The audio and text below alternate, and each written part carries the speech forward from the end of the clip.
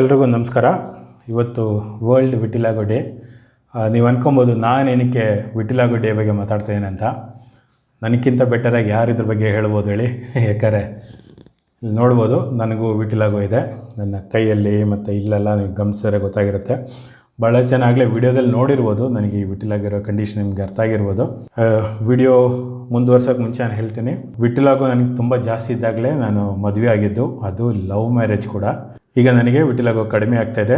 ಅದೆಲ್ಲ ಹೇಗೆ ಅಂತ ನಾನು ಹೇಳ್ತೀನಿ. ಅಂದರೆ ಈ ವಿಡಿಯೋದಲ್ಲಿ ಏನೇನಿರುತ್ತೆ ಅಂದರೆ, ವಿಟಿಲಾಗೋ ಅಂದರೆ ಏನು, ಅದರಿಂದ ಉಂಟಾಗುವಂಥ ಪ್ರಾಬ್ಲಮ್ಸ್ ಏನು, ವಿಟಿಲಾಗೋ ನನ್ನ ಮೇಲೆ ಏನು ಪರಿಣಾಮ ಬೀಳ್ತು, ನಾನು ಅದನ್ನು ಹೇಗೆ ಎದುರಿಸಿದ್ದು, ಮತ್ತು ನಾನೇನು ಟ್ರೀಟ್ಮೆಂಟ್ ತೊಗೊತಾ ಇದ್ದೀನಿ, ಇಷ್ಟು ವಿಷಯಗಳು ಈ ವಿಡಿಯೋದಲ್ಲಿ ಹೇಳ್ತೀನಿ. ಮತ್ತು ಡಿಸ್ಕ್ಲೇಮರ್, ಇದು ನನ್ನ ಅನುಭವ ಮತ್ತು ಅಭಿಪ್ರಾಯ ಮಾತ್ರ. ಇದು ಯಾವುದೇ ರೀತಿಯಾದ ಮೆಡಿಕಲ್ ಅಡ್ವೈಸ್ ಅಥವಾ ಎಕ್ಸ್ಪರ್ಟ್ ಅಡ್ವೈಸ್ ಅಂತೂ ಅಲ್ವೇ ಅಲ್ಲ. ನನ್ನ ಅನುಭವ ಮತ್ತು ಅಭಿಪ್ರಾಯ ಮಾತ್ರ. ವಿಟಿಲಾಗೋ ಅಥವಾ ಲ್ಯೂಕೋಡರ್ಮಾ ನಮ್ಮ ಸ್ಕಿನ್ ಮೇಲೆ ವೈಟ್ ಪ್ಯಾಚಸ್ ಕಾಣಿಸ್ಕೊಳ್ಳುತ್ತೆ. ಅದು ಸ್ವಲ್ಪ ದೊಡ್ಡದಾಗ್ತಾ ಹೋಗುತ್ತೆ. ಯೂಶಲಿ ಇದಕ್ಕೆ ಕಾರಣ ನಮ್ಮ ಇಮ್ಯುನಿಟಿ ಸಿಸ್ಟಮ್ ನಮ್ಮ ಸ್ಕಿನ್ಗೆ ಕಲರ್ ಕೊಡುವಂಥ ಪಿಗ್ಮೆಂಟ್ಸ್ ಅಥವಾ ಮೆಲನಿನ್ ಅಂತ ಏನು ಹೇಳ್ತೀವಿ, ಅದನ್ನು ಹೋಗಿಸ್ಬಿಡುತ್ತೆ. ಅವಾಗ ಅಲ್ಲಿ ನಮ್ಮ ಸ್ಕಿನ್ನಿಗೆ ಬರಬೇಕಾದಂಥ ಕಲರ್ ಹೋಗಿ ವೈಟ್ ಕಲರ್ ಬರುತ್ತೆ, ವೈಟ್ ಪ್ಯಾಚಸ್ ಬರುತ್ತೆ. ಆ ವೈಟ್ ಪ್ಯಾಚಸ್ ತುಂಬ ಬೇಗನೆ ದೊಡ್ಡದಾಗ್ಬೋದು, ಅಥವಾ ತುಂಬ ವರ್ಷ ಒಂದೇ ರೀತಿ ಇರ್ಬೋದು, ಅಥವಾ ಕಡಿಮೆನೂ ಆಗ್ಬೋದು. ಒಬ್ಬೊಬ್ಬರಿಗೆ ಒಂದೊಂದು ರೀತಿ ಎಫೆಕ್ಟ್ ಆಗುತ್ತೆ. ಇದು ಯಾವುದೇ ವಯಸ್ಸಿನವರಿಗೆ ಅಥವಾ ಯಾವುದೇ ಲಿಂಗದವರಿಗೆ ಅಥವಾ ಯಾವುದೇ ಧರ್ಮದವರಿಗೆ ಕೂಡ, ಅಥವಾ ಯಾವ ದೇಶದಲ್ಲಿರೋರು ಕೂಡ ಇದು ಬರ್ಬೋದು. ವೆಸ್ಟರ್ನ್ ದೇಶದಲ್ಲಿರೋರಿಗೆ ಇದಷ್ಟು ಎಫೆಕ್ಟ್ ಆಗೋದಿಲ್ಲ, ಯಾಕಂದರೆ ಅವರ ಸ್ಕಿನ್ ಕಲರ್ ಲೈಟ್ ಇರೋದ್ರಿಂದ ಇದು ಬರುವಾಗ ಅಷ್ಟು ಕಾಣಿಸ್ಕೊಳ್ಳಲ್ಲ. ಆದರೆ ನಮ್ಮಂಥ ದೇಶದಲ್ಲಿ ಈ ವೈಟ್ ಕಲರ್ ಸ್ಕಿನ್ ಮೇಲೆ ತುಂಬ ಎದ್ದು ಕಾಣಿಸ್ಕೊಳ್ಳುತ್ತೆ. ಈ ವೈಟ್ ಪ್ಯಾಚಸ್ ಸನ್ಲೈಟಿಗೆ ಸ್ವಲ್ಪ ಸೆನ್ಸಿಟಿವ್ ಇರುತ್ತೆ. ಇದಕ್ಕೆ ಸರಿಯಾದ ಕಾರಣ ಇನ್ನೂ ಕರೆಕ್ಟಾಗಿ ಗೊತ್ತಿಲ್ಲ. ಒಬ್ಬೊಬ್ಬರು ಒಂದೊಂದು ರೀತಿಯಲ್ಲಿ ಕಾರಣಗಳು ಹೇಳ್ತಾರೆ, ಆದರೆ ಅದು ಯಾವುದನ್ನು ಸೈಂಟಿಫಿಕ್ ಆಗಿ ಪ್ರೂವ್ ಆಗಿಲ್ಲ. ಅತ್ಯಂತ ಮುಖ್ಯವಾದದ್ದು, ಇದು ಅಂಟು ರೋಗ ಅಲ್ಲ, ಇದು ಯಾರಿಗೂ ಸ್ಪ್ರೆಡ್ ಆಗೋದಿಲ್ಲ. ಇದು ಸ್ಕಿನ್ ಒಳಗಿಂದಿರೋ ಪ್ರಾಬ್ಲಮ್, ಹೊರಗಿಂದಲ್ಲ. ಅದರಿಂದ ನನ್ನನ್ನು ಮುಟ್ಟಿದ್ರೆ ಅಥವಾ ನಾನು ಉಪಯೋಗಿಸಿದಂಥ ವಸ್ತ್ರಗಳು ಅಥವಾ ವಸ್ತುಗಳು ಉಪಯೋಗಿಸೋದ್ರಿಂದ ಬೇರೆ ಯಾರಿಗೂ ಬರೋದಿಲ್ಲ. ಅದಕ್ಕೆ ಪ್ರೂಫ್ ಏನಂದರೆ, ನನ್ನ ಫ್ಯಾಮಿಲಿಯಲ್ಲಿ ಇದು ಯಾರಿಗೂ ಇಲ್ಲ, ನನ್ನ ಮಕ್ಕಳಿಗೂ ಇಲ್ಲ, ನನ್ನ ಫ್ರೆಂಡ್ಸಿಗೂ ಯಾರೂ ಇಲ್ಲ, ನನ್ನ ಸಂಬಂಧಿಕರಿಗಾಗಲಿ ದೂರದ ಸಂಬಂಧಿಕರು ಕೂಡ ಯಾರಿಗೂ ಇಲ್ಲ. ನಾನು ಇಡೀ ಫ್ಯಾಮಿಲಿಯಲ್ಲೇ ನನಗೆ ಮೊದಲನೇ ಬಾರಿ ಬಂದಿರೋದು.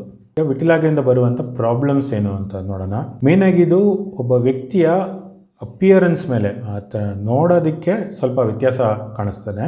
ಅದು ಬಿಟ್ಟರೆ ಆರೋಗ್ಯದ ಮೇಲೆ ಯಾವುದೇ ರೀತಿಯಾದ ಪ್ರಾಬ್ಲಮ್ಸ್ ಇಲ್ಲ. ನಮ್ಮ ದೈಹಿಕ ಶಕ್ತಿಗಾಗಲಿ ನಮ್ಮ ಇಮ್ಯುನಿಟಿಗಾಗಲಿ ಯಾವುದೂ ಇದು ಪರಿಣಾಮ ಬೀಳೋದಿಲ್ಲ. ಅದೇ ಯಾವುದೇ ರೀತಿಯಾದ ಫಿಸಿಕಲ್ ಲಿಮಿಟೇಷನ್ಸ್, ಅಂದರೆ ಫಿಸಿಕಲಿ ಇದು ಯಾವುದೇ ರೀತಿಯಾದ ಪರಿಣಾಮ ಅಥವಾ ವ್ಯತ್ಯಾಸ ನಮ್ಮ ಮೇಲೆ ಉಂಟು ಮಾಡೋದಿಲ್ಲ. ಹಾಗಿದ್ದರೆ ಅದರ ಅರ್ಥ ನಮಗೇನೋ ಪ್ರಾಬ್ಲಮ್ ಇಲ್ಲ, ಸಮಾಜದಿಂದ ಒಂದು ಅಲ್ಪ ಸ್ವಲ್ಪ ಪ್ರಾಬ್ಲಮ್ ಬರುತ್ತೆ. ಹೇಗೆ ಅಂದರೆ, ನಮ್ಮಲ್ಲಿ ಒಂದು ಮುಜುಗರ ಉಂಟು ಮಾಡುತ್ತೆ. ಸಮಾಜವನ್ನು ಎದುರಿಸೋದಕ್ಕೆ ಒಂದು ಭಯ ಅನ್ನೋ ರೀತಿ ಒಂದು ಭೀತಿ ನಮ್ಮಲ್ಲಿ ಉಂಟು ಮಾಡುತ್ತೆ. ಜನ ಏನು ಅನ್ಕೊತಾರೆ, ಜನ ಏನು ಆಡ್ಕೊಳ್ತಾರೆ, ನನಗೆ ಕೆಲಸ ಸಿಗುತ್ತಾ ಇದರಿಂದ, ಅಥವಾ ನನಗಿರೋ ಕೆಲಸ ಹೋಗುತ್ತಾ, ನನಗೆ ಮದುವೆ ಆಗುತ್ತಾ, ನನ್ನನ್ನು ಬೇರೆಯವ್ರು ಇಷ್ಟಪಡ್ತಾರಾ, ಜನ ನಮ್ಮನ್ನೇ ನೋಡ್ತಾ ಇದ್ದಾರಾ ಅನ್ನೋ ಒಂದು ಭಾವನೆ, ನಮ್ಮ ಬಗ್ಗೆ ಮಾತಾಡ್ಕೊತಾ ಇದ್ದಾರಾ, ನಮಗೆ ಅವಮಾನ ಮಾಡ್ತಾ ಇದ್ದಾರಾ, ನಮ್ಮನ್ನು ಉಂಟಿ ಮಾಡ್ತಾ ಇದ್ದಾರಾ, ಈ ರೀತಿಯಾದ ಭಯ ನಮ್ಮಲ್ಲಿ ಉಟ್ಕೊಳ್ಳುತ್ತೆ. ಕೆಲವೊಮ್ಮೆ ಡಯಟ್ ರೆಸ್ಟ್ರಿಕ್ಷನ್ಸ್, ಆಹಾರ ನಿರ್ಬಂಧ ಬರೋ ಚಾನ್ಸಸ್ ಇದೆ. ಅದ್ರ ಜೊತೆಗೆ ಬೇರೆಯವರು ನಮಗೆ ಎಕ್ಸ್ಪರ್ಟ್ ಅಡ್ವೈಸ್ಗಳು ಕೊಡ್ತಾರೆ, ವಾಟ್ಸಪ್ ಯೂನಿವರ್ಸಿಟಿಯಲ್ಲಿ ಕಲಿತು ಬಂದು, ಅಥವಾ ಎಲ್ಲವನ್ನು ತಿಳಿದ ವ್ಯಕ್ತಿಗಳಿಂದ ತುಂಬ ಇದಕ್ಕೆ ಕಾರಣ ಅಥವಾ ಇದಕ್ಕೇನು ಟ್ರೀಟ್ಮೆಂಟ್ ಅಂತ ಬರುತ್ತೆ. ಪಾಕೆಟ್ಗೆ ಬೀಳುತ್ತೆ ಫೈನಾನ್ಷಿಯಲ್ ಬರ್ಡನ್. ಏನಕ್ಕೆ ಅಂದರೆ ಟ್ರೀಟ್ಮೆಂಟ್ಗೆ ಸಾಕಷ್ಟು ಖರ್ಚಾಗುತ್ತೆ. ಇದೆಲ್ಲ ಆಗುವಾಗ ಏನಾಗುತ್ತೆ, ಸಾಮಾನ್ಯವಾಗಿ ಆಂಗ್ಸೈಟಿ, ಡಿಪ್ರೆಷನ್ನು ಮತ್ತು ಬೇಡದಿರೋ ಯೋಚನೆಗಳು, ಇವೆಲ್ಲ ಇದಕ್ಕೆ ಇದ್ರ ಜೊತೆ ಬರೋ ಸಾಧ್ಯತೆಗಳಿವೆ. ಮತ್ತು ನಮ್ಮ ಸುತ್ತಮುತ್ತ ಇರೋರ ಕಡೆಯಿಂದ ಟ್ರೀಟ್ಮೆಂಟ್ ತೊಗೊಬೇಕು ಅನ್ನೋ ತುಂಬಾ ಪ್ರೆಷರ್ ಬರುತ್ತೆ ನಮಗೆ. ಇವಾಗ ಈ ಪ್ರಾಬ್ಲಮ್ಸ್ ವಿಟಿಲಾಗೋ ಇರೋರಿಗೆ ಮಾತ್ರ ನಾನು ಯೋಚನೆ ಮಾಡ್ಬೋದು, ಆ್ಯಕ್ಚುಲಿ ಅಲ್ಲ. ಈ ಪ್ರಾಬ್ಲಮ್ ನಮ್ಮ ಸಮಾಜದಲ್ಲಿ ಎಲ್ಲ ದೇಶದಲ್ಲೂ ಇರುವಂಥ ಒಂದು ಪ್ರಾಬ್ಲಮ್. ಅಂದರೆ ಯಾವ ರೀತಿ, ಬಾಡಿ ಶೇಮಿಂಗ್ ಮತ್ತು ರೇಸಿಸಮ್. ನಾವು ತುಂಬಾ ಸ್ಕಿನ್ ಕಲರ್ ಮತ್ತು ಲುಕ್ಸ್ಗೆ ತುಂಬ ಇಂಪಾರ್ಟೆನ್ಸ್ ಕೊಡ್ತೀವಿ. ನಮ್ಮ ಫೇಮಸ್ ಸಿನಿಮಾ ನಟರು ಕೂಡ ಕಪ್ಪಗಿರೋರು ಕೂಲಿ ಕೆಲಸದವ್ರ ಥರ ಕಾಣಿಸ್ತಾರೆ, ಅವ್ರು ಏನಕ್ಕೂ ಲಾಯಕ್ ಇಲ್ಲದೆ ಇರೋರು, ಅವ್ರಿಗೆ ಕೆಲಸ ಸಿಗಲ್ಲ, ಅವ್ರಿಗೆ ಎಲ್ಲೂ ಸಕ್ಸಸ್ ಆಗಲ್ಲ ಅನ್ನೋ ರೀತಿ ತೋರಿಸ್ಬಿಟ್ಟು, ಯಾವುದೋ ಒಂದು ಕೆಮಿಕಲ್ ತೋರಿಸ್ಬಿಟ್ಟು ಇದು ಹಚ್ಚಿದ್ರೆ ನೀವು ಬೆಳ್ಳಗಾಗ್ತೀರಾ, ನಿಮ್ಗೆ ಕೆಲಸ ಸಿಗುತ್ತೆ, ಹುಡುಗಿ ಸಿಗ್ತಾಳೆ, ಅಥವಾ ಹುಡುಗಿರಿಗೆ ಹುಡುಗ ಸಿಗ್ತಾನೆ ಅಂತೆಲ್ಲ ತೋರಿಸ್ತಾರೆ. ಹಾಗೆ ನಮ್ಮ ಫಿಲಮ್ಗಳಲ್ಲಿ ಕಾಮಿಡಿ ಅಂದರೆ ಏನು ಹೇಳಿ, ಬಾಡಿ ಶೇಮಿಂಗ್, ದಪ್ಪಗಿರೋರನ್ನ ಹೀಯಾಳಿಸೋದು, ಸಣ್ಣಗಿರೋರನ್ನ ಹೀಯಾಳಿಸೋದು, ತಲೆಯಲ್ಲಿ ಕೂದಲಿಲ್ಲದರನ್ನ ಹೀಯಾಳಿಸೋದು, ಕಪ್ಪಗಿರೋನ ಹೀಯಾಳಿಸೋದು, ಇದೇ ಅಲ್ವ ನಮ್ಮ ಸಿನಿಮಾಗಳಲ್ಲಿ ಕಂಡು ಬರುವಂಥ ಕಾಮಿಡಿಗಳು. ಅದು ಸಣ್ಣ ಪುಟ್ಟ ಸಿನಿಮಾ ನಟರೆಲ್ಲ ಈ ಸಮಾಜಕ್ಕೆ ದೊಡ್ಡ ದೊಡ್ಡ ಮೆಸೇಜ್ ಕೊಡುವಂಥ, ನಮ್ಗೆ ಯಾವಾಗಲೂ ಅಡ್ವೈಸ್ ಮಾಡುವಂಥ ಸಿನಿಮಾ ನಟರೇನೆ ಅವ್ರ ಸಿನಿಮಾಗಳಲ್ಲಿ ಬಾಡಿ ಶೇಮಿಂಗ್ ಮತ್ತು ರೇಸಿಸಮ್ನ ಕಾಮಿಡಿಯಾಗಿ ಉಪಯೋಗಿಸ್ತಾ ಇದ್ದಾರೆ. ವಯಸ್ಸಾದವರನ್ನು ನಾವು ಅವಮಾನ ಮಾಡ್ತೀವಿ. ಪ್ರತಿಯೊಬ್ಬರೂ ಸಣ್ಣಕ್ಕೆ ಬೆಳ್ಳಕ್ಕೆ ಯುವಕರ ಥರ ಕಾಣಬೇಕು ಅನ್ನೋ ಒಂದು ಆತಂಕದಲ್ಲಿದ್ದಾರೆ. ಇಲ್ಲದಿದ್ದರೆ ಎಲ್ಲಿ ನಮ್ಮನ್ನು ಜನ ಅವಮಾನ ಮಾಡ್ತಾರೆ ಅಥವಾ ಹೀಯಾಳಿಸ್ತಾರೆ ಅನ್ನೋ ಒಂದು ಬಹಳಷ್ಟು ಜನಕ್ಕೆ ಇದೇ ಒಂದು ಭಯ ಇರೋದು. ಅಂದರೆ ಇದು ವಿಟಿಲಾಗೋ ಇರುವ ವ್ಯಕ್ತಿಗಳು ಮಾತ್ರ ಅನುಭವಿಸುವಂಥ ಒಂದು ಆತಂಕ ಅಲ್ಲ, ಇದು ಇಡೀ ಸಮಾಜನೇ ಅನುಭವಿಸುವಂಥ ಒಂದು ಆತಂಕ ಅಂತ ಹೇಳ್ಬೋದು. ನಾನು ಕೂಡ ಆ ಥರ ಮಾಡಿದ್ದೀನಿ. ದಪ್ಪಕ್ಕಿರೋರನ್ನ, ಸಣ್ಣಕ್ಕಿರೋರನ್ನ, ತಲೆಯಲ್ಲಿ ಕೂದಲಿಲ್ಲ ಇಲ್ಲದಿರೋರನ್ನ, ಕಲರ್ ಕಮ್ಮಿ ಇರೋರನ್ನ ನಾನು ಕೂಡ ಹೀಯಾಳಿಸಿದ್ದೀನಿ. ಯಾಕಂದರೆ ನಮ್ಮಲ್ಲಿ ಎಲ್ಲರೂ ಮಾಡ್ತಾರೆ. ನಮ್ಮ ದೊಡ್ಡವರು ಮಾಡ್ತಾರೆ, ನಮ್ಮ ಸ್ಕೂಲಲ್ಲಿ ಟೀಚರ್ಸ್ ಮಾಡ್ತಾರೆ, ನಮ್ಮ ಗುರುಗಳು ಮಾಡ್ತಾರೆ. ಯಾರೂ ನಮಗೆ ಅದು ತಪ್ಪು ಅಂತ ಹೇಳ್ಕೊಟ್ಟಿರಲಿಲ್ಲ, ಅದಕ್ಕೋಸ್ಕರ ಎಲ್ಲರೂ ಮಾಡ್ತಾ ಇದ್ದಾರೆ. ಅದು ಇಲ್ಲಿನ ಪ್ರಾಬ್ಲಮ್ ಮಾತ್ರ ಅಲ್ಲ, ಪ್ರಪಂಚದ ಎಲ್ಲ ಕಡೆ ಹೀಗೆ ನಡೀತಾ ಇರೋದು. ಇದು ಸಿನಿಮಾ ನಟರು ಮಾತ್ರ ಅಲ್ಲ, ಈವನ್ ಫೇಮಸ್ ಕ್ರಿಕೆಟ್ ಸ್ಟಾರ್ಸ್ ಆಗಲಿ ಅಥವಾ ಬೇರೆ ಸ್ಪೋರ್ಟ್ಸಲ್ಲಿ ಅಥವಾ ಬೇರೆ ರಂಗದಲ್ಲಿ ಇರುವಂಥ ಸೂಪರ್ ಸ್ಟಾರ್ಸ್ ಅಂತ ಏನು ಹೇಳ್ಕೊತಾರೆ, ಅವರು ಕೂಡ ಇದೇ ಅವಸ್ಥೆ. ಅಲ್ಪ ಸ್ವಲ್ಪ ದುಡ್ಡಿನ ಆಸೆಗೋಸ್ಕರ ಜನರ ಸೈಜ್, ಕಲರ್ ಮತ್ತು ಶೇಪ್ಗೋಸ್ಕರ ತುಂಬಾ ಅವಮಾನ ಮಾಡಿ ಅವರು ತೋರಿಸುವಂಥ ಯಾವುದೋ ಒಂದು ಕೆಮಿಕಲ್ನ ಉಪಯೋಗಿಸಿದ್ರೆ ನಾವು ಚೆನ್ನಾಗಿದ್ದು ಬಿಡ್ತೀವಿ, ಖುಷಿಯಾಗಿದ್ದು ಬಿಡ್ತೀವಿ ಅಂತ ತೋರಿಸ್ತಾರೆ. ಅದರಿಂದ ಖುಷಿಯಾಗಿರೋರು ಆ ನಟರು ಮಾತ್ರ, ಆ ಸ್ಟಾರ್ಸ್ ಮಾತ್ರ, ಮತ್ತು ಆ ಪ್ರಾಡಕ್ಟನ್ನು ಮಾರುವಂಥ ಕಂಪ್ನಿ ಮಾತ್ರ. ಅದನ್ನು ಉಪಯೋಗಿಸೋರು ಇದುವರೆಗೂ ಖುಷಿಯಾಗಿರೋದು ನನಗಂತೂ ಗೊತ್ತಿಲ್ಲ, ಅಥವಾ ನನಗಂತೂ ಅದರಿಂದ ಖುಷಿ ಸಿಗಲಿಲ್ಲ. ಹಾಗಾದರೆ ಈ ವಿಟಿಲಾಗೋ ನನಗೆ ಹೇಗೆ ಎಫೆಕ್ಟ್ ಆಯಿತು ಅಂತ ನಾನು ಹೇಳ್ತೀನಿ. ನನಗಿದು ವಿಟಿಲಾಗೋ ಒಂದು 8 ರಿಂದ 9 ವರ್ಷದ ಮುಂಚೆ ಶುರುವಾಗಿದ್ದು. ಇಲ್ಲಿ ಈ ಏರಿಯಾದಲ್ಲಿ ನನಗೆ ಶುರುವಾಗಿದ್ದು. ನಾನು ಮಾರ್ಕೆಟಿಂಗ್ ಕೆಲಸ ಮಾಡೋದ್ರಿಂದ ಯಾವಾಗಲೂ ಫುಲ್ ಆರ್ಮ್ ಶರ್ಟ್ ಆಗ್ತಾಯಿದ್ದೆ. ಅವಾಗ ಅಷ್ಟು ಗೊತ್ತಾಗ್ತಾ ಇರಲಿಲ್ಲ ಸ್ಟಾರ್ಟಿಂಗಲ್ಲಿ. ಆಗ ನನಗೂ ತುಂಬ ಆ್ಯಂಗ್ಸೈಟಿ ಅಥವಾ ಆತಂಕ ಆಗಿತ್ತು. ಹೇಗಾದರೂ ಟ್ರೀಟ್ಮೆಂಟ್ ತೊಗೊಂಡು ಇದು ಕಡಿಮೆ ಮಾಡಬೇಕು ಅಂತ. ನನಗೆ ತುಂಬಾ ಜಾಸ್ತಿ ಸ್ಪ್ರೆಡ್ ಆಗ್ತಾಯಿತ್ತು. ಇದನ್ನು ವಾಸಿ ಮಾಡಿಸ್ಬೇಕು ಅಂತ ನಾನು ತುಂಬ ಆತಂಕದಲ್ಲಿದ್ದೆ. ಭಾಳಷ್ಟು ಟ್ರೀಟ್ಮೆಂಟ್ ಟ್ರೈ ಮಾಡಿದೆ. ಫಸ್ಟ್ ಡಾಕ್ಟರ್ಸ್ ಹತ್ರ, ಅಲೋಪತಿ ಡಾಕ್ಟರ್ಸ್ ಹತ್ರ ಹೋದಾಗ ಸಿಕ್ಕಾಪಟ್ಟೆ ಖರ್ಚಾಗ್ತಾಯಿತ್ತು. ಚೆನ್ನಾಗಿ ದುಡ್ಡು ತೊಗೊಂಡು ಮೆಡಿಸಿನ್ಸ್ ತೊಗೊಂಡು ಕೊಡ್ತಾಯಿದ್ರು. ಹಚ್ಕೊಳ್ಳೋಕ್ಕೆ, ನುಂಗೋದಕ್ಕೆ ಅಂತೆಲ್ಲ ಕೊಡ್ತಾಯಿದ್ರು. ಆದರೆ ಹೋಗ್ತಾ ಗೊತ್ತಾಯ್ತು ನಂದು ದುಡ್ಡು ಖರ್ಚಾಗ್ತಾಯಿದೆ, ಇದಕ್ಕೆ ಯಾವುದೇ ರೀತಿಯಾದ ಸರಿಯಾದ ಒಂದು ಟ್ರೀಟ್ಮೆಂಟ್ ಇಲ್ಲ. ಆ ಡಾಕ್ಟರ್ ನನ್ನ ಹತ್ರ ದುಡ್ಡು ತೊಗೊಂಡು ನನ್ನ ಮೇಲೇ ಎಕ್ಸ್ಪೆರಿಮೆಂಟು, ನನ್ನ ದುಡ್ಡಲ್ಲಿ ಅವರು ಕೆಲಸ ಕಲಿತಾ ಇದ್ದಾರಾ ಏನೋ ಅಥವಾ ಎಕ್ಸ್ಪೆರಿಮೆಂಟ್ ಮಾಡ್ತಾ ಇದ್ದಾರೆ ಏನೋ ಅಂತ ನನಗನ್ನಿಸ್ತು. ಇದು ನನ್ನ ಅಭಿಪ್ರಾಯ. ನಾನು ಯಾವುದೇ ಡಾಕ್ಟರ್ಸನ್ನ ಬ್ಲೇಮ್ ಮಾಡ್ತಾಯಿಲ್ಲ, ಬಟ್ ನನಗೆ ಆ ಥರ ಒಂದು ನನ್ನ ಮನಸ್ಸಲ್ಲಿ ಬಂತು. ಅದಕ್ಕೆ ನಾನು ಆಯುರ್ವೇದಕ್ಕೆ ಹೋದೆ. ಆಯುರ್ವೇದದಲ್ಲಿ ಅವ್ರು ಹೇಳಿದ್ರು ಫುಡ್ ಕಂಟ್ರೋಲ್, ಆಹಾರ ನಿರ್ಬಂಧ ತುಂಬ ಮುಖ್ಯ. ಈ ಫುಡ್ ಮಾತ್ರ ತಿನ್ಬೋದು, ಈ ಫುಡ್ ಮಾತ್ರ ತಿನ್ನಬಾರ್ದು ನೀವು ಅಂತ ಹೇಳಿದ್ರು. ನಾನೊಬ್ಬ ತಿಂಡಿ ಪೋತ. ನನಗೆ ರುಚಿಯಾದಂಥ ಆಹಾರ ಬಹಳ ಮುಖ್ಯ. ನಾನು ಸಿಕ್ಕಾಪಟ್ಟೆ ತಿಂತೀನಿ. ನಂದು ಕೆಲವು ಫುಡ್ ವೀಡಿಯೋಸ್ ನೀವು ನೋಡೋದು ನಿಮ್ಗೆ ಗೊತ್ತಾಗೋದು ನಾನು ಎಷ್ಟು ಜಾಸ್ತಿ ತಿಂತೀನಿ ಮತ್ತು ಎಷ್ಟು ವೆರೈಟಿ ಯಾವ್ದು ಫುಡ್ ತಿಂತೀನಿ ಅಂತ ನಿಮ್ಗೆ ಗೊತ್ತಾಗುತ್ತೆ. ಸೊ ನನಗೆ ಫುಡ್ ಕಂಟ್ರೋಲ್ ಅಥವಾ ಡಯಟಿಂಗ್ ಅಥವಾ ಡಯಟ್ ಕಂಟ್ರೋಲ್ ನನಗೆ ಹೇಳಿದ್ದಲ್ಲ. ಅದಕ್ಕೆ ನಾನು ರೆಡಿ ಇರಲಿಲ್ಲ. ನೆಕ್ಸ್ಟ್ ಹೋಮಿಯೋಪತಿ ಟ್ರೀಟ್ಮೆಂಟಿಗೆ ಹೋದೆ. ಅಷ್ಟರಲ್ಲಿ ಇದು ಫುಲ್ಲು ನಂದು ಇದು ಬರೀ ಇಷ್ಟಲ್ಲ, ಇದು ಫುಲ್ಲು ಇಷ್ಟು ವೈಟ್ ಆಗಿತ್ತು. ಇಷ್ಟು ಏರಿಯಾ ವೈಟ್ ಆಗಿತ್ತು, ಇಲ್ಲಿ ಫುಲ್ಲು ವೈಟ್ ಆಗಿತ್ತು, ಮತ್ತು ಇಲ್ಲಿ ಫುಲ್ಲು ಇಲ್ಲಿವರೆಗೂ ಇಷ್ಟು ದೂರ ನನಗೆ ವೈಟ್ ಆಗಿತ್ತು. ಹೋಮಿಯೋಪತಿಗೆ ಹೋದೆ. ಹೋಮಿಯೋಪತಿಯಲ್ಲಿ ಹೋದಾಗಿಂದ ಸ್ಪ್ರೆಡ್ ಆಗೋದು ಕಮ್ಮಿ ಆಯಿತು. ಅಂದರೆ ಕೆಲವು ವಾರದಲ್ಲಿ ಬೇಗ ಬೆಳ್ಳಗಾಗ್ತಾ ಇದ್ದಂಥ ಆ ಪ್ಯಾಚು ಅದು ತುಂಬ ಸ್ಲೋ ಆಗಿ ಸ್ಪ್ರೆಡ್ ಆಗಿ ಸ್ಟಾರ್ಟ್ ಆಯಿತು. ಆದರೆ ನನ್ನ ಲೈಫ್ ಸ್ಟೈಲಲ್ಲಿ ನನಗೆ ಕರೆಕ್ಟಾಗಿ ಟೈಮಿಗೆ ದಿನಕ್ಕೆ 3 ಸತಿ ಮೆಡಿಸಿನ್ ತೊಗೊಳ್ಳೋದು ತುಂಬ ಕಷ್ಟ ಆಗ್ತಾಯಿತ್ತು. ಹಾಗಾಗಿ ಏನಾಗ್ತಿತ್ತು, ತುಂಬ ಸ್ಟಾರ್ಟಿಂಗಲ್ಲಿ ಒಂದು ಸ್ವಲ್ಪ ತೊಗೊಂಡೆ, ಅವ್ನು ಸ್ಪ್ರೆಡ್ ಆಗಿ ಕಮ್ಮಿ ಆದಾಗಿಂದ ನಾನು ತುಂಬ ತೊಗೊಳ್ಳೋದು ಆಲ್ಮೋಸ್ಟ್ ನಿಂತೇ ಹೋಯಿತು. ಕಳೆದ 5 ವರ್ಷಗಳಿಂದ ಯಾವುದೇ ರೀತಿಯ ಟ್ರೀಟ್ಮೆಂಟ್ ತೊಗೊಂಡಿಲ್ಲ. ನಾನು ಟ್ರೀಟ್ಮೆಂಟ್ ನಿಲ್ಲಿಸಿದಾಗ ನಾನು ಹೇಳ್ದಂಗೆ ಇದೆಲ್ಲ ಫುಲ್ ವೈಟ್ ಇತ್ತು. ಇಷ್ಟು ಏರಿಯಾ ವೈಟ್ ಇತ್ತು, ಇದೆಲ್ಲ ಇವಾಗಲೂ ಈ ಏರಿಯಾದಲ್ಲಿ ವೈಟ್ ಇದೆ. ಹೇಗೆ ಕಮ್ಮಿ ಆಯಿತು ಅಂತ ನಾನು ಹೇಳ್ತೀನಿ. ಅದಕ್ಕೂ ಮುಂಚೆ ಇದನ್ನು ಹೇಗೆ ನಾನು ಎದುರಿಸಿದೆ, ಈ ಟ್ರೀಟ್ಮೆಂಟ್ ನಿಲ್ಲಿಸೋಕ್ಕೆ ಒಂದು ಪ್ರೇರಣೆ ಬಂತು ಅದು ನಾನು ಹೇಳ್ತೀನಿ. ಮುಂಚೆ ಇದು ಈ ರೀತಿ ಫುಲ್ ಆರ್ಮ್ ಶರ್ಟ್ ಹಾಕಿದಾಗ ಕ್ಲೋಸ್ ಆದಂಥ ಜಾಗದಲ್ಲಿರುವಾಗ ನಾನು ಅದೇ ಸ್ವಲ್ಪ ಆತಂಕದಲ್ಲಿದ್ದೆ. ಯಾವಾಗ ಇಲ್ಲಿ ಬಂದು ಹೊರಗೆ ಕಾಣಿಸ್ಕೊಳ್ಳೋ ಶುರು ಆಯಿತು, ಆವಾಗ ಸ್ವಲ್ಪ ಜಾಸ್ತಿನೇ ಆತಂಕದಲ್ಲಿದ್ದೆ. ಸ್ವಲ್ಪ ದಿನಗಳ ನಂತರ ನನಗನ್ನಿಸ್ತು ನನ್ನ ಡಾರ್ಕ್ ಸ್ಕಿನ್ ಅಥವಾ ನನ್ನ ಕಪ್ಪು ಬಣ್ಣವನ್ನು ನಾನು ಹೇಗೆ ಎದುರಿಸಿದೆ ಅದೇ ರೀತಿ ಇದನ್ನು ಏನಕ್ಕೆ ಎದುರಿಸಬಾರ್ದು ಅಂತ ನನಗೊಂದಿನ ಅನ್ನಿಸ್ತು. ಅದು ನನ್ನ ಕಪ್ಪು ಬಣ್ಣವನ್ನು ಹೇಗೆ ಎದುರಿಸಿದೆ ಅಂದರೆ, ನನಗೂ ಚಿಕ್ಕ ವಯಸ್ಸಲ್ಲಿ ನನ್ನ ಸ್ಕಿನ್ ಕಲರ್ಗೆ ತುಂಬಾ ಪ್ರಾಬ್ಲಮ್ಸ್ ಆಗ್ತಿತ್ತು. ಆಮೇಲೆ ನಂತರ ನನಗೆ ಅರ್ಥ ಆಯಿತು, ಈ ಬೇರೆಯವ್ರನ್ನ ಹೀಯಾಳಿಸುವಂಥ ವ್ಯಕ್ತಿಗಳಿಗೆ ಸಾಮಾನ್ಯವಾಗಿ ಅವ್ರಿಗೆ ಏನಾದರೂ ಒಂದು ಪ್ರಾಬ್ಲಮ್ ಇರುತ್ತೆ. ಆ ಪ್ರಾಬ್ಲಮ್ನ ಮುಚ್ಚಿಡೋದಕ್ಕೆ ಮತ್ತು ಅವರಲ್ಲಿರೋ ಆ ಕಾಂಪ್ಲೆಕ್ಸ್ನ ಬೇರೆಯವ್ರ ತಲೆ ಮೇಲೆ ಹಾಕೋಕ್ಕೋಸ್ಕರ ಅವರು ನಮ್ಮ ಕಲರ್ಗೆ, ನಮ್ಮ ಶೇಪಿಗೆ ಅಥವಾ ಏನೋ ಒಂದು ನಮ್ಮನೆ ಹೇಳಿ ಹೀಯಾಳಿಸ್ತಾರೆ. ಅವ್ರು ಏನಕ್ಕೆ ಹೀಯಾಳಿಸ್ತಾರೆ ಅಂದರೆ, ನಮಗೆ ಅದರಿಂದ ಕಾಂಪ್ಲೆಕ್ಸ್ ಆಗಬೇಕು, ನಾವು ನೆಗೆಟಿವ್ ರಿಯಾಕ್ಟ್ ಮಾಡಬೇಕು, ಒಂದೆಲ್ಲ ಬೇಜಾರು ಮಾಡ್ಕೊಬೇಕು ಅಥವಾ ಕೋಪಿಸ್ಕೊಬೇಕು ಅಥವಾ ಬೇಜಾರು ಮಾಡ್ಕೊಬೇಕು ಅಥವಾ ದುಃಖ ಆಗಬೇಕು ಅಥವಾ ಅವಮಾನ ಆಗಬೇಕು, ಆ ರೀತಿ ಏನೋ ಒಂದು ಬೇಜಾರು ಮಾಡಿಕೊಂಡು ನಾವು ರಿಯಾಕ್ಟ್ ಮಾಡಬೇಕು. ಆ ರಿಯಾಕ್ಷನ್ಗೋಸ್ಕರ ಅವರು ನಮ್ಮನ್ನು ಅವಮಾನ ಮಾಡೋದು. ಅವರ ಅವಮಾನ ಮಾಡೋಕ್ಕೆ ಪ್ರಯತ್ನ ಪಡುವಾಗ ನಮ್ಗೆ ಅದು ಪ್ರಾಬ್ಲಮ್ಮೇ ಇಲ್ಲ ಅಂತ ನಾವು ಇದ್ಬಿಟ್ರೆ, ಅವರು ನೀನೇನು ಎಷ್ಟು ಕಪ್ಪಗಿದೆಯಾ ಅಂದರೆ, ಹಾಂ ಹೌದು ನಾನು ಕಪ್ಪಗಿದ್ದೀನಿ, ಹಾಂ ಹೌದು ನಾನು ಇರೋದೇ ಕಪ್ಪಿಗೆ, ಏನು ನಿನಗಿಲ್ಲಿ ವೈಟ್ ಪ್ಯಾಚಸ್ ಇದೆ, ಹೌದು ನನಗಿದೆ ಅಂತ ಹೇಳಿ ನಾವು ಅದನ್ನು ಸಿಂಪಲ್ಲಾಗಿ ತೊಗೊಂಬಿಟ್ರೆ ನೆಕ್ಸ್ಟ್ ಅವರಿಗೆ ಮಾತುಗಳಿಲ್ಲ. ಸ್ವಲ್ಪ ಸಿಂಪತಿ ತೋರ್ಸೋಕ್ಕೆ ಟ್ರೈ ಮಾಡ್ತಾರೆ. ಕಪ್ಪಗಿದ್ದರೆ ಬೆಳ್ಳಗಾಕಿ ನೋಡು ಅಥವಾ ಈ ರೀತಿ ಬೆಳ್ಳಗಿರೋದನ್ನು ಕಪ್ಪಗೆ ಮಾಡೋಕ್ಕೆ ನೋಡು ಅಂತ ಏನೋ ಒಂದು ಟ್ರೀಟ್ಮೆಂಟ್ ರೆಡ್ಯೂಸ್ ಮಾಡೋದಕ್ಕೆ ಅಂತ ಪ್ರಯತ್ನ ಪಡ್ತಾರೆ. ನನಗೇನು ಇದರಿಂದ ನನಗೇನು ತೊಂದರೆ ಇಲ್ಲ, ಬೇಕಾಗಿಲ್ಲ ಅಂತ ಹೇಳಿಬಿಟ್ರೆ, ನನಗೆ ಯಾವಾಗ ತೊಂದರೆ ಇಲ್ಲ ಅಂತ ಹೇಳಿಬಿಟ್ರೆ ಆಮೇಲೆ ಅವ್ರಿಗೇನು ಹೇಳೋಕ್ಕಾಗುತ್ತೆ? ಅವ್ರಿಗೆ ತೊಂದರೆ ಇದೆಯಾ? ನನ್ನ ಸ್ಕಿನ್ ಕಲರಿಂದ, ನನ್ನ ಸೈಜಿಂದ ಬೇರೆಯವರಿಗೆ ತೊಂದರೆ ಇದ್ದರೆ ಅದು ನನ್ನ ತೊಂದರೆ ಅಲ್ಲ, ಅದು ಅವ್ರ ತೊಂದರೆ.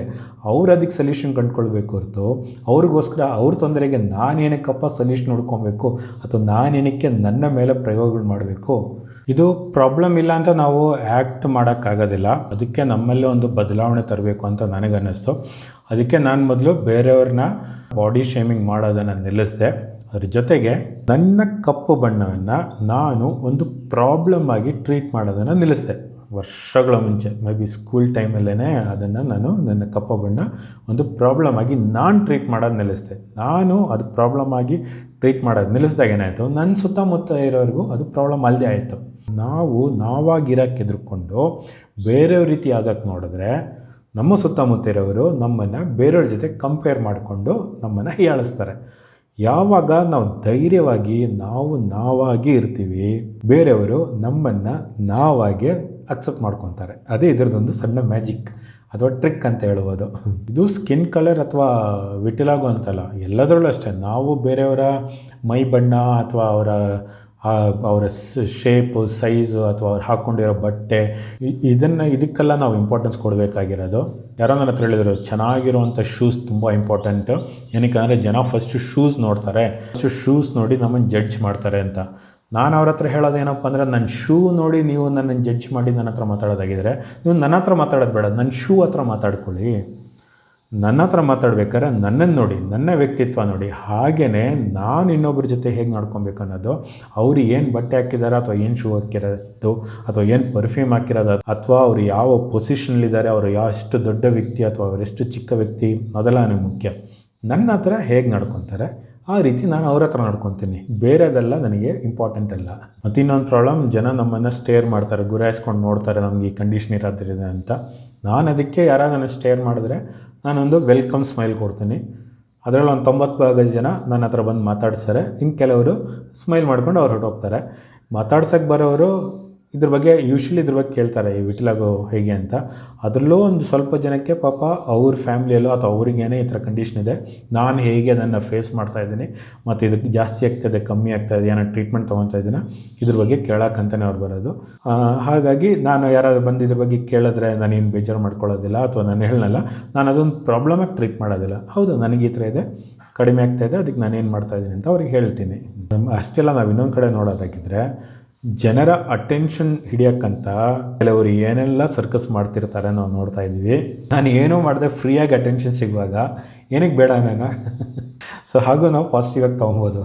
ಹೀಗೆ ನಾನು ಸಕ್ಸಸ್ಫುಲ್ಲಾಗಿ ಮಾರ್ಕೆಟಿಂಗ್ ಕೆಲಸ, ಬಿಸ್ನೆಸ್ಸು ಮತ್ತು ಲವ್ ಮ್ಯಾರೇಜು ಇದೇ ಥಾಟ್ಸಲ್ಲಿ ನಾನು ಮಾಡ್ಕೊಂಡಿದ್ದು. ಇದರ ಜೊತೆಗೆ ಇವಾಗ ವ್ಲಾಗಿಂಗ್ ಕೂಡ ಮಾಡ್ತಾಯಿದ್ದೀನಿ, ಯಾವುದೇ ತೊಂದರೆ ಇಲ್ಲದೆ.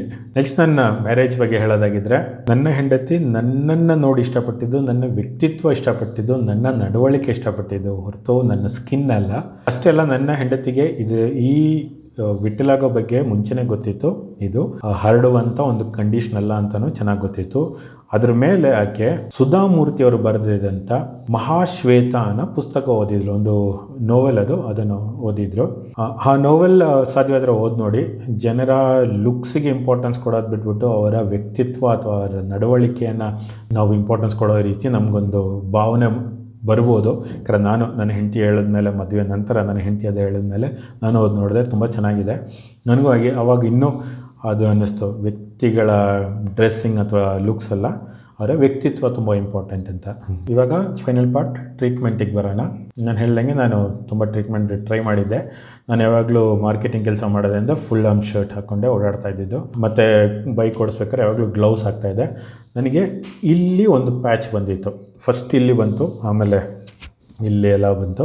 ನನಗೆ ಎಡಗಡೆ ಮಾತ್ರ ಇರೋದು. ಅಲ್ಲಿ ನನಗೆ ಇಲ್ಲೊಂದು ಪ್ಯಾಚ್ ಬಂತು, ಇಲ್ಲೊಂದು ಚಿಕ್ಕದೊಂದು ಇಷ್ಟಿತ್ತು ಪ್ಯಾಚ್. ಅದು ಗ್ಲೌಸ್ ಯಾವಾಗಲೂ ಹಾಕ್ಕೊಂಡು ಓಡಿಸೋದಾಗ ಅದು ಹಾಗೇ ಇತ್ತು. ಆಮೇಲೆ ಡಾಕ್ಟರ್ಸ್ ತುಂಬ ಇಂಪಾರ್ಟೆಂಟ್ ಅಡ್ವೈಸ್ ಕೊಡೋದಂದರೆ ಇದು ಬಿಸಿಲು ತಾಗಬಾರ್ದು, ಯಾವಾಗಲೂ ಸನ್ಸ್ಕ್ರೀನ್ ಹಾಕ್ಕೊಳ್ಳಿ ಅಂತೆಲ್ಲ ಹೇಳೋರು. ನಾನು ಅದನ್ನೇ ಫಾಲೋ ಮಾಡ್ತಾಯಿದ್ದೆ. ಆಮೇಲೆ ಗ್ಲೌಸ್ ಹಾಳಾದಾಗ ಒಂದು ಸ್ವಲ್ಪ ದಿನ ಗ್ಲೌಸ್ ಇಲ್ಲದೆ ಓಡಿಸ್ತಾಯಿದ್ದೆ. ಮತ್ತು ಸನ್ಸ್ಕ್ರೀಮೇನು ಯಾವಾಗಲೂ ಹಾಕೋಕ್ಕೆ ನನಗೆ ನೆನಪಿರೋದಿಲ್ಲ. ಆವಾಗ ಈ ಏರಿಯಾದಲ್ಲಿ ಏನು ವೈಟ್ ಪ್ಯಾಚ್ ಇತ್ತು ಅದು ಸ್ವಲ್ಪ ಬಿಸಿಲು ತಾಗ್ಬಿಟ್ಟು ಒಂದು ಸ್ವಲ್ಪ ಸುಡ್ತು. ಸ್ವಲ್ಪ ನೋವಾಯಿತು, ಅದು ಸುಡ್ತು. ಡಾಕ್ಟರ್ ಹೇಳಿದರು ಸುಟ್ಟರೆ ಮತ್ತೆ ಅದು ಕ್ಯೂರ್ ಆಗಲ್ಲ ಅಂತ ನನ್ನ ಹತ್ರ ಡಾಕ್ಟರ್ ಹೇಳಿದ್ದು. ಆದರೆ ಅದು ಕ್ಯೂರ್ ಆಯಿತು. ಅದೇ ಥರ ಇಲ್ಲೂ ಬೆರಳು ಮೇಲಿತ್ತು. ಎಲ್ಲಿ ಬಿಸಿಲು ಬೀಳ್ತಾ ಇಲ್ಲ, ಈ ಫೋಲ್ಡ್ಸ್ ಒಳಗಡೆ ಎಲ್ಲಿ ಬೀಳ್ತಾ ಇಲ್ಲ ಅಲ್ಲಿ ಇನ್ನೂ ಇದೆ. ಆದರೆ ಎಲ್ಲಿ ಬಿಸಿಲು ಬೀಳ್ತಾ ಇದೆ ಅಲ್ಲಿ ಸಂಪೂರ್ಣವಾಗಿ ವಾಸಿ ಆಯಿತು. ಅವಾಗ ನನಗೆ ಅನ್ನಿಸ್ತು, ಬಿಸಿಲು ಬಿದ್ದರೆ ವಾಸಿ ಆಗಲ್ಲ ಅಂತ ಹೇಳಿದ್ರೆ ಇದು ನೋಡೋರು ವಾಸಿ ಆಗ್ತಾ ಇದ್ದಲ್ಲ ಅಂದ್ಬಿಟ್ಟು ಇಮ್ಮಿಡಿಯೇಟ್ ಏನು ಮಾಡಿದೆ, ಶರ್ಟ್ ಸ್ವಲ್ಪ ಮಡಚಿಟ್ಟು ಗಾಡಿ ಓಡ್ಸೋಕ್ಕೆ ಸ್ಟಾರ್ಟ್ ಮಾಡಿದೆ. ಸ್ವಲ್ಪ ಸುಡ್ತು, ತುಂಬ ನೋವಾಯಿತು. ಸೊ ಇದು ವಿಟಿಲಾಗೋ ಜಾಸ್ತಿ ಇರೋರು ತುಂಬ ಹುಷಾರಾಗಿ ಇದು ಡೀಲ್ ಮಾಡಬೇಕು, ಅಥವಾ ಜಾಸ್ತಿ ಇರೋರು ಇದನ್ನು ಪ್ರಯತ್ನ ಪಡದೇ ಇರೋದೇ ಒಳ್ಳೆಯದು. ಇದು ತುಂಬ ನೋವಾಗುತ್ತೆ, ಮತ್ತು ಜಾಸ್ತಿ ಸುಟ್ಟರೆ ತುಂಬ ಹೆಲ್ತ್ ಎಫೆಕ್ಟ್ ಆಗ್ಬೋದು. ಅದಕ್ಕೋಸ್ಕರ ಇದು ಪ್ರಯತ್ನ ಮಾಡೋಕ್ಕೆ ಹೋಗಬೇಡಿ. ನಿಮ್ಮ ಡಾಕ್ಟರ್ ಅಡ್ವೈಸ್ ಏನಿದೆ ಅದನ್ನೇ ಫಾಲೋ ಮಾಡಿ ಅಂತ ಹೇಳ್ತೀನಿ. ಆದರೆ ನನಗೆ ನಾನು ಶರ್ಟ್ ಫೋಲ್ಡ್ ಮಾಡಿ ನಾನು ಗಾಡಿ ಓಡ್ಸೋಕ್ಕೆ ಸ್ಟಾರ್ಟ್ ಮಾಡಿದಾಗ, ಬೈಕ್ ಓಡ್ಸೋಕ್ಕೆ ಸ್ಟಾರ್ಟ್ ಮಾಡಿದಾಗ ಇಲ್ಲೂ ಬಿಸಿಲು ಬಿದ್ದು ನೋಡಿ ಕಡಿಮೆ ಆಯಿತು, ತುಂಬ ಕಡಿಮೆ ಆಯಿತು. ಆದರೆ ಆ ಸುಟ್ಟಿರೋ ಜಾಗದಲ್ಲಿ ಸ್ಕಿನ್ ಸ್ವಲ್ಪ ಸ್ಮೂತ್ ಇಲ್ಲ, ಒಂಥರ ಪ್ಯಾಚ್ ಥರ ಒಂದು ಸ್ವಲ್ಪ ರಫ್ ಆಗಿ ಬಂತು. ಆದರೆ ಅದು ಸಂಪೂರ್ಣವಾಗಿ ಹೋಯಿತು. ಅದೇ ಥರ ಇಲ್ಲೆಲ್ಲ ಅದು ಹೋಗ್ತಾಯಿದೆ. ಇಲ್ಲೂ ಅಷ್ಟೇ ತುಂಬ ಕಡಿಮೆ ಆಗ್ತಾಯಿದೆ. ಎಲ್ಲೆಲ್ಲಿ ಬಿಸಿಲು ಬೀಳ್ತಾಯಿದೆ ಅಲ್ಲೆಲ್ಲ ಕಮ್ಮಿ ಆಗ್ತಾಯಿದೆ. ಹಾಗೆ ನಾನು ಆಮೇಲೆ ಇಲ್ಲಿ ಕತ್ತಲ್ಲಿರೋದು, ಶೋಲ್ಡರಲ್ಲಿರೋದನ್ನೆಲ್ಲ ಕಮ್ಮಿ ಮಾಡೋಣ ಅಂತ ಸ್ವಲ್ಪ ಬಿಸಿಲು ನಡೆಯೋಕ್ಕಂತ ಕಷ್ಟಪಡ್ತಾರೆ. ಯಾಕಂದ್ರೆ ಸುಡುತ್ತೆ ಅನ್ನೋ ಭಯ ಒಂದು ಕಡೆ, ಯಾಕಂದ್ರೆ ಇಲ್ಲೆಲ್ಲ ನೋವಾಯ್ತು ಅನ್ನೋ ಸಹಿಸ್ಕೊಳಕ್ಕಾಗಲ್ಲ. ಆ ಥರ ನಾನು ಹೆಂಡತಿ ಹೇಳೋದಿಲ್ಲ, ಏನಕ್ಕೆ ಇಷ್ಟು ಕಷ್ಟಪಡ್ತಾ ಇದ್ದೀರಾ, ನನಗೆ ಪ್ರಾಬ್ಲಮ್ ಇಲ್ಲ, ಮತ್ತು ಏನಕ್ಕೆ ನೀವು ಕಷ್ಟಪಡ್ತಾ ಇದ್ದೀರಾ ಅಂತ ಹೇಳಿದ್ಲು.